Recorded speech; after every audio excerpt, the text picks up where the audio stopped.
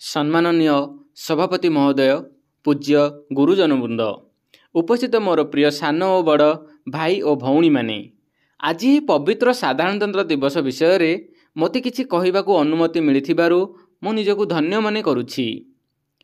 आज हेउछि 26 जनवरी 2024 मसीहा, आम देशर 75तम साधारणतंत्र दिवस। आमे प्रतिवर्ष जनवरी 26 तारिख को साधारणतंत्र दिवस बा गणतंत्र दिवस भावे 1950 मसीह पालन करी आसुअछु। जदि मु एकर इतिहास कहिबाकू जाउछि, से दिन थिला 1930 मसीहा जनवरी मास 26 तारिख, राबी नदीर तट कांग्रेसर लाहौर अधिवेशन। से दिन पंडित जवाहरलाल नेहरू को भाषण मुग्ध करिथिला पूरा भारतवासी को।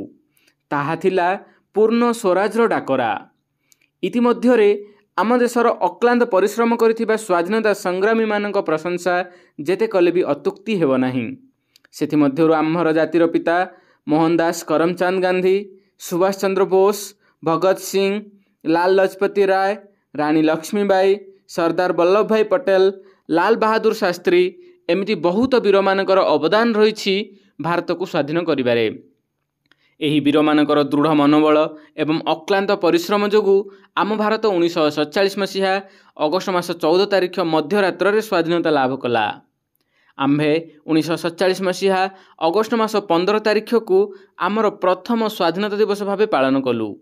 1947 मसीहा अगस्ट 15 तारिख रे आम देश भारत स्वाधीनता होईगला, किंतु आम देश रे सेतेबेले पर्यंत कौनसी भी नियम कानून संविधान नथिला। तेणु डॉक्टर भीमराव आंबेडकर अध्यक्षतार एक टीम देशर संविधान लेखिबा आरंभ कर देथिले। डॉक्टर भीमराव आंबेडकर से महान अवदान दीर्घ 2 वर्ष 11 मास 18 दिन धरी संविधान लेखा चलीथिला। शेषरे 1949 मसीहा नवेम्बर मास 26 तारिख रे संविधान लेखा शेष होइथिला, किंतु आमर संविधान 1950 मसीहा जनवरी 26 तारिख रे स्वीकृति लाभ पाइथिला। सही दिनठू आम्भे जनवरी 26 तारिख को गणतांत्रिक दिवस भाव पालन करि आसुछु। गण अर्थात लोक, तंत्र अर्थात शासन। सही दिनठू आम देश भारत को आमे सर्वनिरपेक्ष साधारणतंत्र राष्ट्र भाव जानी आसुछु। आज आमे शपथ नेबा भारत को महान करी गढ़िबा। मु एतिकी कही मोर वक्तव्य शेष करुछि। जय हिंद, जय भारत।